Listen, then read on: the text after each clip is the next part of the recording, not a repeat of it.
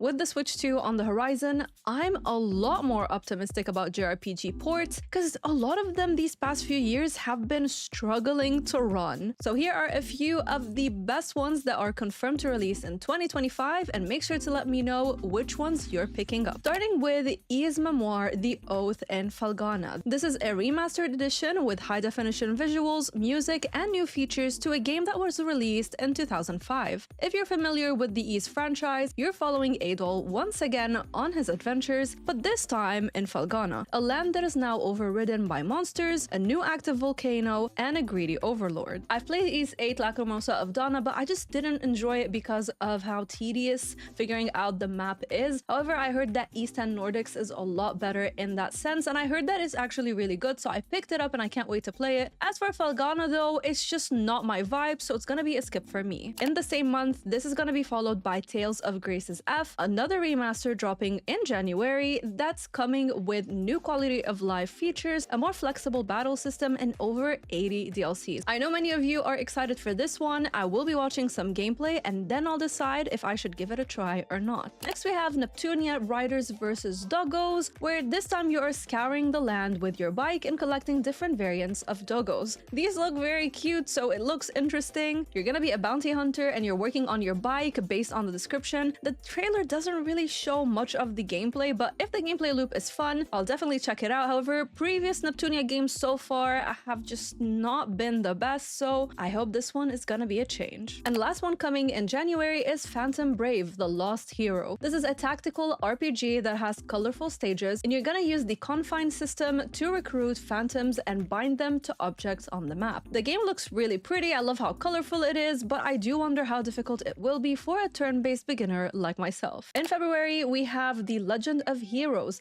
Trails Through Daybreak 2, the direct sequel for Trails Through Daybreak, which released this year. You'll unravel the mystery of the Crimson Beast when one day a series of murders begin and chaos is on the horizon. The game's producer recommends new players to tackle the first one, which has pretty good reviews. I know that this franchise is loved by a lot of you, and I was wondering for a while if I should play it. Then I saw a lot of my JRPG creator friends say that the Trails Through Daybreak is actually a great entry point. So I did purchase that during the winter Steam sale, and I definitely plan on playing it, but I think I'm gonna do Ys 10 Nordics first. In March, Suikoden I and II HD Remaster, Gate Rune, and Dunen Unification Wars releases. I've heard so much about this franchise, but I personally did not grow up playing any of these, so I don't have that kind of connection to them. However, the gameplay, based on what I've heard other people tell me, it seems very interesting and something that I might enjoy. The art style looks amazing, and this remaster is gonna enhance the art, the UI, and the battle systems, so it's gonna be interesting to see if newbies to the series like I am are gonna enjoy these remasters. And if you've played any in the franchise, let me know which Suikoden game was your absolute favorite. Maliki, Poison of the Past, is making an appearance because I know our mod Wojin really wants me to check it out. And I must say, this one looks pretty interesting and I'm definitely checking it out. This one has turn-based combat, exploration, riddles, resource collection, and puzzles. I'm not a big fan of puzzles, but there's something about the variety in the gameplay that I've seen in the trailers that looks really cool, and I might give it a review if I enjoy it. After that, we have two releases that I'm so excited about in the same month. The first one is the newly announced Xenoblade Chronicles X, and I know a lot of y'all in the bubbly community are so eager to play this one. I never played the original, yet I love to see that this entry is coming because I know a lot of you have been begging Nintendo to bring it from the Wii U, I believe, to now the Nintendo Switch. I saw the mechs flying and I was sold, I'm not gonna lie. However, I do hope that the combat is a bit simple. I've played Xenoblade Chronicles 2, and even though I've watched so many videos and tutorials and all of that, that combat is just something that is not sinking in my head. And then I played a little bit of Xenoblade Chronicles 3, which is one that I really want to actually play this year, and I felt that the combat combat for the part that I've played is a lot more understandable than that in 2. Like the whole topple and stuff like that, I just don't get it. So I really hope that Xenoblade Chronicles X is actually welcoming to beginners like myself. The world looks amazing. I love the premise of building affinities with party members and even being able to team up with up to 31 players in online mode. So let me know if you're picking this up, because I definitely am. Hello, you gorgeous human beings. It's Miss Bubbles. If you're enjoying this video so far, do me a favor and squish the like and subscribe buttons. I'm trying to push for 25k before the end of this year, so it would be amazing if you can help me reach that. Now back to March, and the second game that I'm really excited about, it's actually one of my most anticipated JRPGs of 2025, and that is none other than Atelier Yumia, the Alchemist of Memories and the Envisioned Land. Damn, that's a long name. We're just gonna refer to it as Atelier Yumia on this channel. I love how alchemy is a taboo in this world, and you're gonna guide Yumia and her friends through a journey all about memory. The story seems to get dark, but the cast also seems quirky enough, like that of Ryza and Sophie and Mary, where you're gonna connect with them and help them out. We have the regular exploring and collecting resources,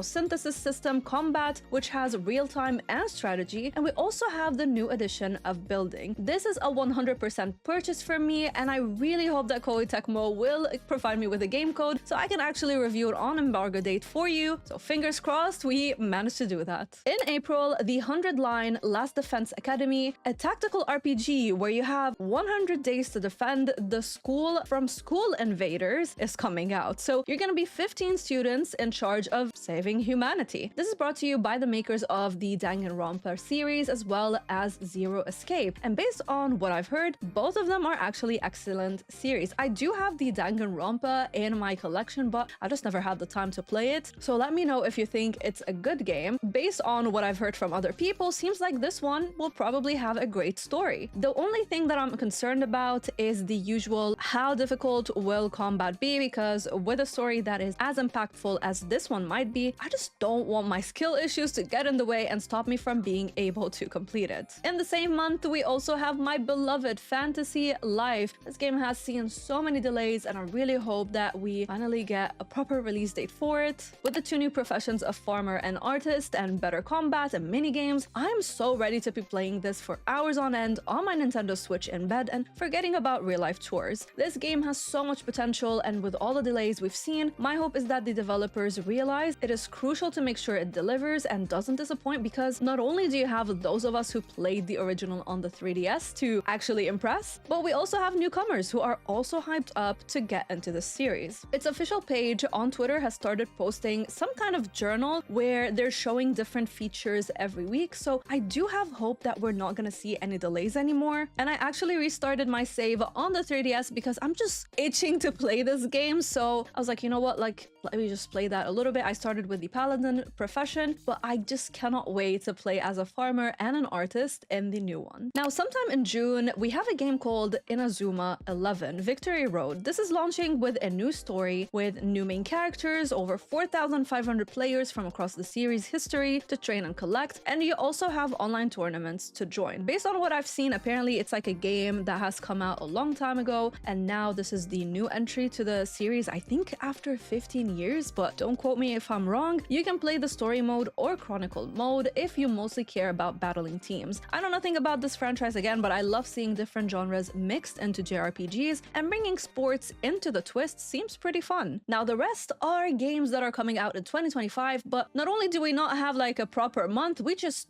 do not know when these games are coming. We just know that they're confirmed. And we're gonna start with one of my most anticipated ones, Rune Factory Guardians of Azuma. I've said this before in my previous video, I adore Rune Factory 5. I see Marvelous is going in the right direction with that, except we can all agree the performance was pretty bad on the Nintendo Switch, and it still had a lot of hiccups on PC. So I hope that they've been taking this time since the last installment to work on optimization and pretty much how the game runs in general. And as someone who adores both RPGs and life sim games, this is literally the best of both worlds. In this new entry, you play as an Earth dancer and you're fighting against the Blight. So we have 2 protagonists to choose from, and not only are you going to be farming, but you're also rebuilding entire villages and exploring ones with traditional Japanese themes. And of course, you have your bachelors and bachelorettes that are ready to be swept off their feet by you. We also have a few weapons to choose from, gods to revive, and fully voice-acted scenarios to enjoy. I don't know about you,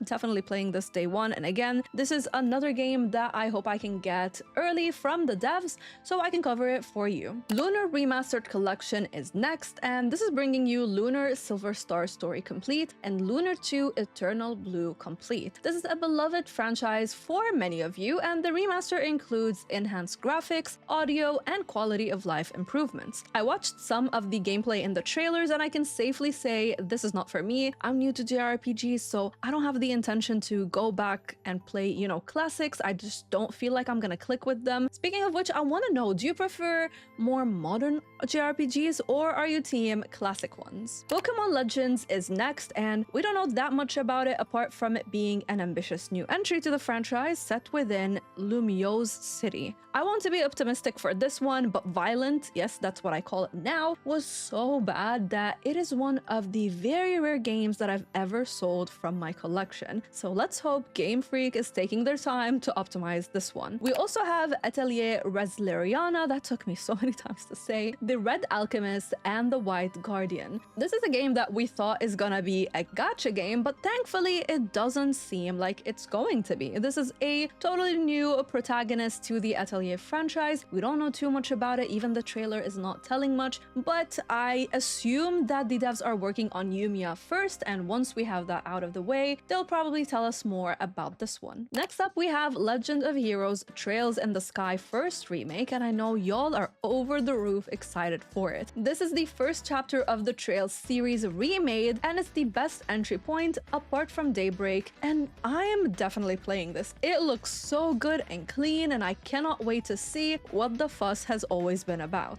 We also have Fate XTRA Record, which was announced in 2020, and this is a remake of the 2010 Fate Extra. We're gonna get an expanded scenario, refreshed character graphics, and dramatic command battles utilizing a highly strategic deck building system. This one looks really interesting, so I'm definitely checking it out. Lost Hellden looks amazing with unique 3D hand-painted visuals. You can control 8 unique and customizable characters and experience a story where the 7 deadly sins are gonna guide your fate. The battle system mixes between action and strategy, and it has a lot of potential, so I'm gonna be checking this one out. And we also have 2 DLCs that are coming out. First is Sea of Stars DLC, Throes of the Watchmaker. This is gonna be free, and it was part of the stretch goals during its Kickstarter. You're gonna get new playable characters, areas, music, enemies, bosses, puzzles, and new fighting styles for Valerie or Valere. I don't know. I haven't played the game, guys. And Zale, I believe. And this leads me to say why I haven't played this game. I've heard so many mixed opinions about it, so I'm like, part of me really wants to play it because the game looks amazing, but another part has seen the different problems that other creators have addressed, and I'm like, I don't know if I'm gonna be okay with that. And then the next one is the DLC for Chained Echoes, Ashes of Elrond, with its new playable character, new areas, over 40 new enemies and bosses, 15 new music tracks, new equipment, items, and minigames. This is yet again another game that I do own, just like Sea of Stars, but I don't know if I'm gonna love playing it or not. But I want to know, which games are you most excited about, and watch this video next if you want to know about the RPGs that myself and a lot of content creators regret buying. Thank you to my YouTube and Patreon bubblies who make videos like this possible, and a shout out goes to the Game Dimension, Jake, Logan, and Stephanie for going the extra mile. Merry Christmas everyone, and until next time, stay bubbly.